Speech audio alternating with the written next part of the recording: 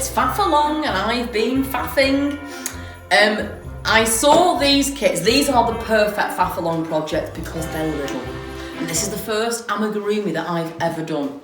If, like me, the word amigurumi puts you off crocheting small things because it sounds really technical, don't, because these kits are fabulous. So I saw these on one of our suppliers' websites and just fell in love.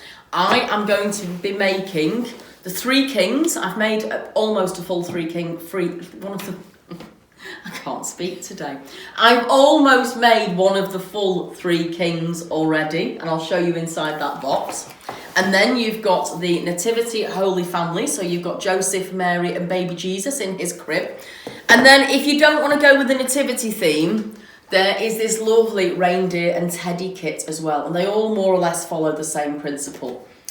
So let me just show you this. My box isn't very tidy. The box is a bit battered as well, I'm afraid, because I bring my makes into work every day and take, you've often seen me going across the car park with a big plastic crate full of the stuff I'm making at the moment.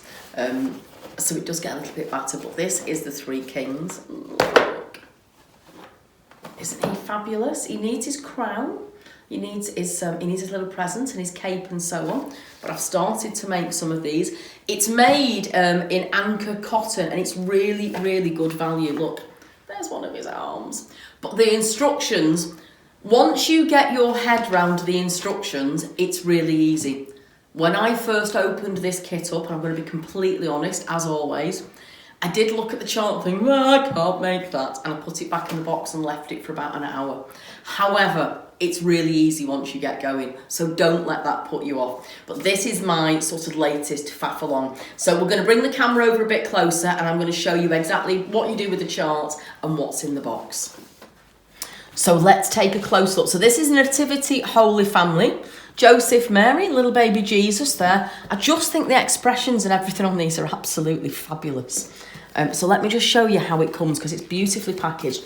The most difficult thing about this kit was actually opening it, and I've just taken scissors down the side because honestly it took me ages wrestling at home. So some sharp scissors and open it up, and then the lid comes off. And look at all those beautiful colours.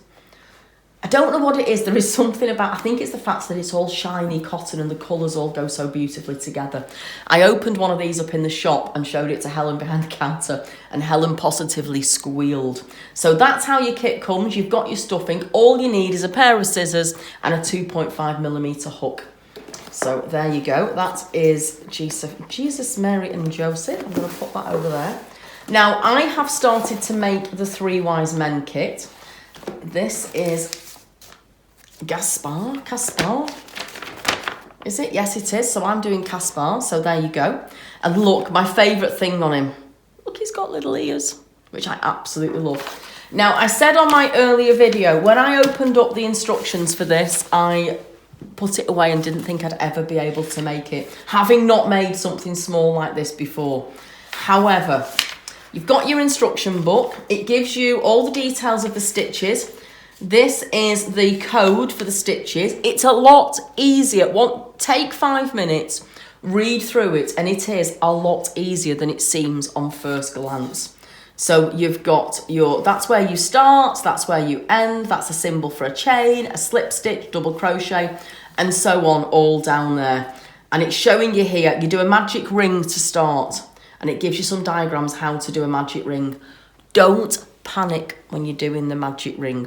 What I always do, and if you're a proper crochet designer watching this, you might well shriek when I say this, because I always do an extra slip stitch into my magic ring just in case, because I always find the first stitch really difficult to count. So you do your magic ring and everything is built up from the magic ring. Now, when you open your chart, this is what the chart looks like. There is a chart for each separate king, and the Nativity works just like this as well. So Jesus, Mary and Joseph works just like this as well. I honestly thought I'm never going to be able to do this, but it's quite simple. You start here. This is your magic ring, and you are doing circles all around. So round 1 is a DC. This cross means it's a double crochet, and it's 1, 2, 3, 4, 5, 6 double crochet into your magic ring. So that is round 1. You can see here, it gives you the number of the rounds. So 1, 2, 3, 4, 5, 6. That is the main part of the head. When you get too many stitches round here, they then do the chart in rows, but you are still crocheting round and round. And that is row 7 to 9, row 10, row 11 to 12, 13, 14, etc. And then when it changes to green is when you change colour. So like I say, do not panic it is quite simple. You just need to get your head round it. This is the base. So this is the base that he's stood on here. And again, you're going to do a magic ring. You're going to do a double crochet into each magic ring. And again, that's round 1, round 2, which is an increase row, round 3, round 4, 5 and 6. And that's there when you finish. And then his beard is done in a straight row. So that's a series of chains. You do a double crochet into each chain and just across again, backwards and forwards. So like I say, I know I keep saying this, but don't panic because I did, but it is quite simple to follow. So that's the chart and that's the nativity and that's my latest faff along.